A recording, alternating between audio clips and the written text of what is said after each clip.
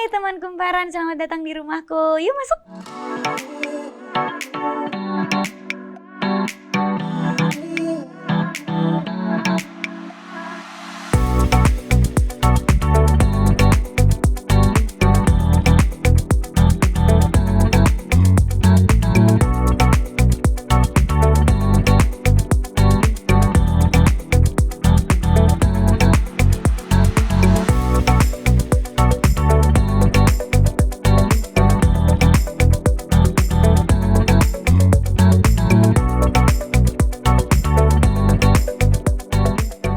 My bedroom, my favorite room in the house. Selamat datang.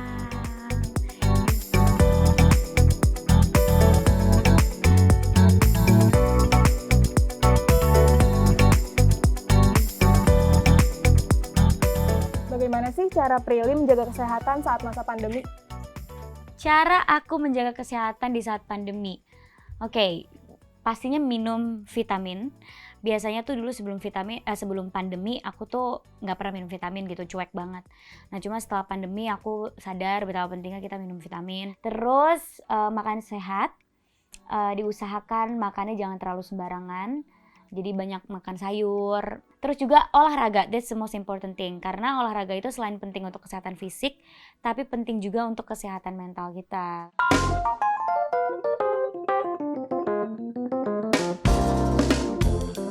Nah tadi kan kita udah ngomongin nih soal olahraga. Terus ada nggak sih yang Prilly lakuin selain untuk menjaga kesehatan fisik, juga menjaga kesehatan mental? Ada dong, jadi untuk menjaga kesehatan fisik kan yang udah aku jelasin, aku olahraga, drink a lot of vitamin, drink a lot of water. Nah, terus kalau misalnya untuk menjaga kesehatan mental aku melakukan beberapa terapi.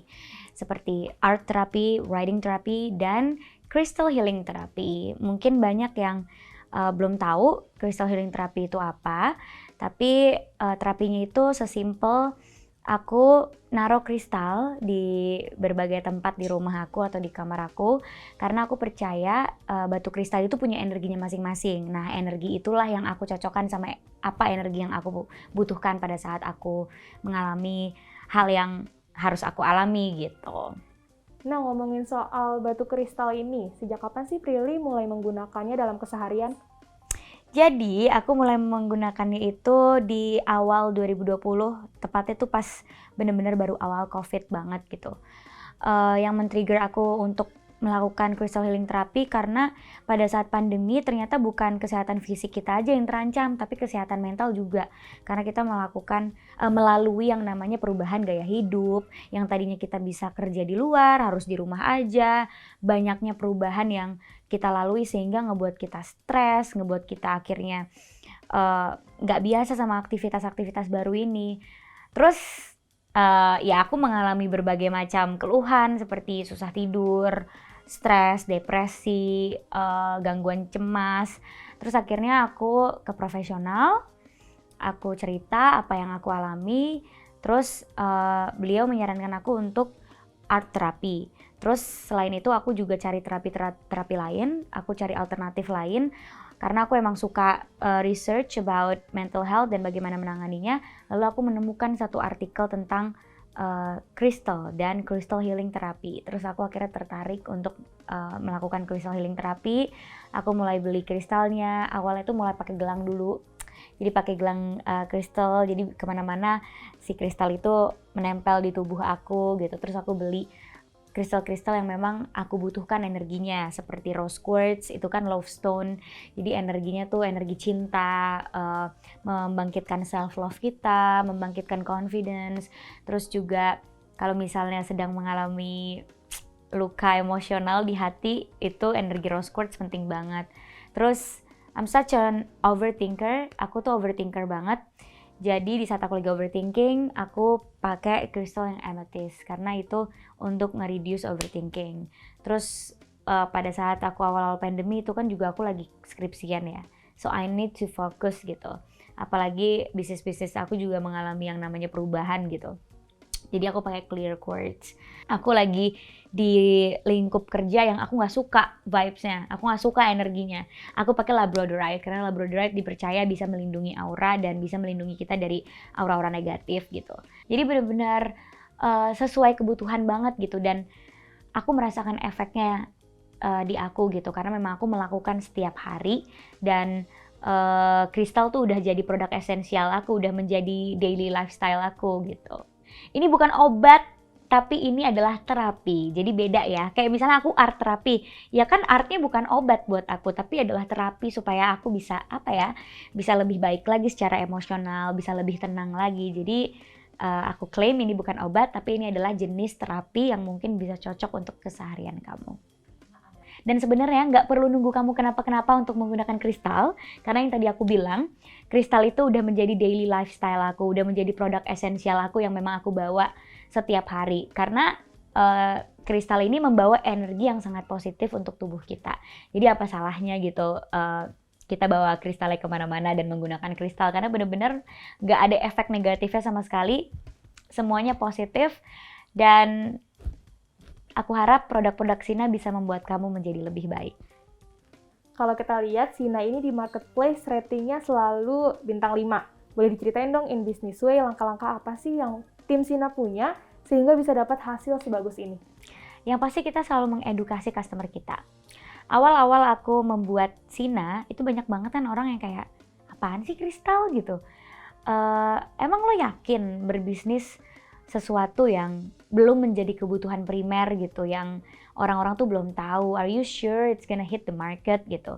Cuma aku sebagai entrepreneur, aku tidak pernah melihat bisnis itu sebagai cara untuk meraih keuntungan aja gitu. Aku selalu melihat bisnis itu adalah peluang kita untuk help people gitu. Kita bisa membuka lapangan pekerjaan, kita bisa menolong orang lewat produk kita gitu. Makanya aku percaya, karena aku percaya Sina bisa menjadi solusi bagi beberapa orang yang memang percaya akan crystal healing therapy atau mau coba crystal healing therapy kayak aku. Karena menurut pengalaman aku, it works. Itu bekerja untuk aku karena aku percaya dan aku benar-benar melakukan crystal healing itu di keseharian aku.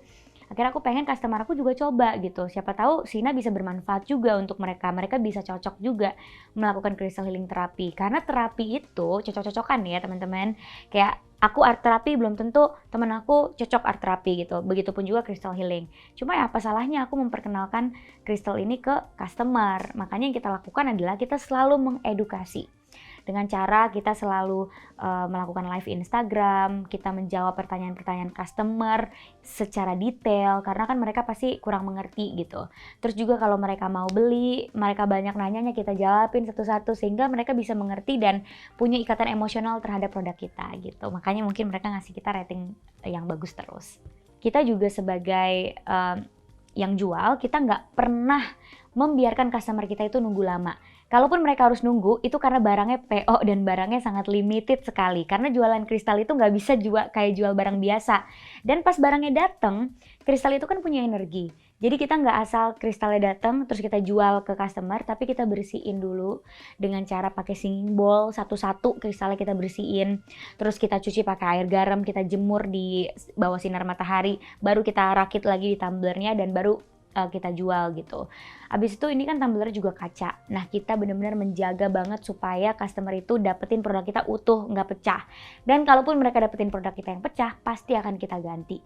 Jadi kita sebisa mungkin memberikan yang terbaik untuk customer kita. Apalagi ini bukan produk biasa, ini adalah produk terapi. Jadi kita pasti ingin memberikan yang terbaik. Pesan aku untuk kalian, kenali diri kalian. Kalau misalnya kalian ngerasa ada yang salah sama diri kalian, jangan takut untuk pergi ke profesional. Karena kadang kita emang perlu ceritain masalah kita itu ke profesional gitu. Kadang teman mungkin nggak bisa bantu, kadang orang tua nggak bisa bantu. Jadi kadang kita emang benar-benar harus memberanikan diri kita untuk ke psikolog, ke psikiater, karena kita harus tahu kita ini kenapa dan bagaimana penanganannya. Dan carilah jenis terapi yang sesuai sama kamu. Dan kalau di kasus aku, crystal healing therapy adalah terapi yang sangat sesuai.